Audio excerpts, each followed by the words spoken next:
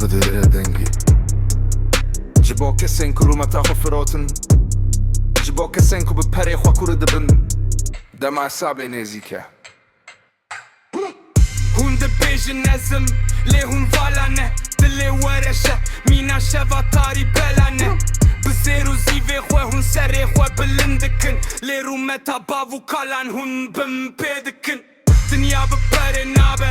hûn vê nizanin Xwîna xwe difiroşin li ser sifrê dinalin Ku rebûm we kor kiriye hûn nabînin rastiyê Lê her tişt li vê dinyayê dimîne ji başiyê Destê Ezraîlê li ser serê we ye Perê we ye heram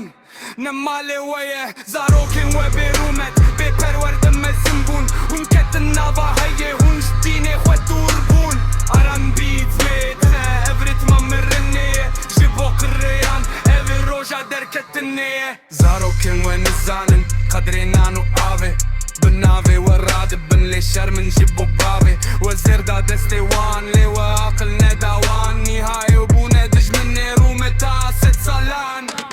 Kurd bûna we bibe bela serê we Tu kes namîne dema xelas bibe dema we Hûn li ser textê zêrên rûniştine bi tirs Çimkî Ezraîl tê nake pirs û bers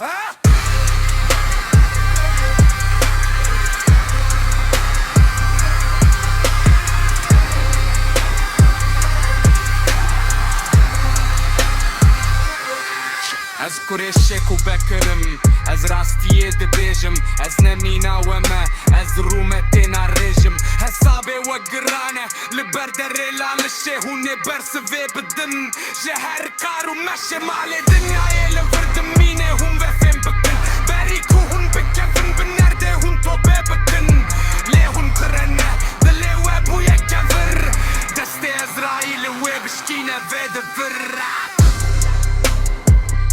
Ezraîl hat Hesabê we dest pê kir Ji bo her birayê hêja Silav û hurmet Lê ji bo bêrûmetan tenê mirin heye